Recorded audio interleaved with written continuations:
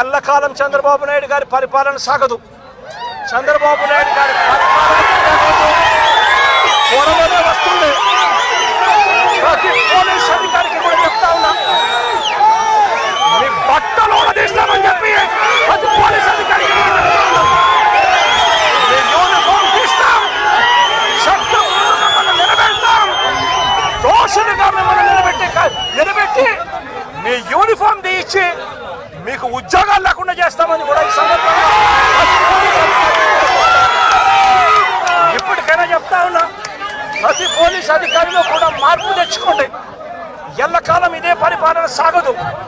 మీరు చేసిన ప్రతి పనికి కూడా వడ్డీతో సహా లెక్కేసి మిమ్మల్ని దోషులుగా నిలబెట్టి మీతో కక్కిచ్చే కార్యక్రమం ఖచ్చితంగా చేస్తామని చెప్పి కూడా ఈ సందర్భంగా ప్రతి పోలీస్ అధికారికి కూడా చెప్తా ఉన్నాం.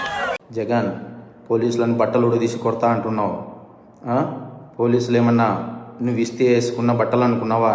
కష్టపడి చదివి రన్నింగ్ రేసుల్లో ఎగ్జామ్స్లో పాస్ అయి ఎన్నో వేల మంది పోటీ పరీక్షల్లో నెగ్గి వేసుకున్న యూనిఫామ్ ఇది. నువ్వెవడో వచ్చి ఉడదీస్తా అంటే ఉడదీయడానికి ఇదేమి అరటి తొక్క కాదు.